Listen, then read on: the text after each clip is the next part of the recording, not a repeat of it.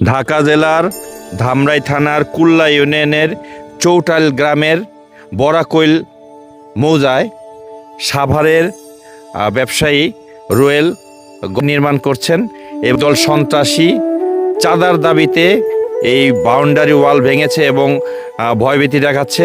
এই ঘটনায় একটি লিখিত অভিযোগ দেওয়া হয়েছে এবং সন্ত্রাসীরা হুমকি ধামকি দিয়ে যাচ্ছে, এই জমিতে আসা যাবে না।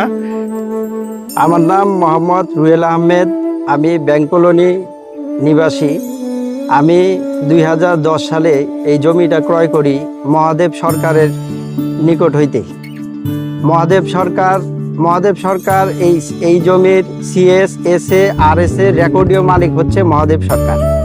তার কাছ থেকে ধারাবাহিকভাবে বিক্রি হওয়ার পরে 2010 সালে এই জমিটা আমি ক্রয় করি এবং তখনই 2010 সালেই সীমানা প্রাচীর নির্মাণ করি। আমি বর্তমানে এখানে ঘর নির্মাণ করতে গেলে অনিল সরকারের পুত্র বিরাজ সরকার এবং নুরু মেম্বারের ছেলে ইব্রাহিম এসে বাধা দেয়। বাধা দেওয়ার এক পর্যায়ে তাদেরকে আমি বলি যে এটা আমার ক্রয়কৃত নিজস্ব জমি, এটার খারিজ খাজনা সব আপ টু ডেট।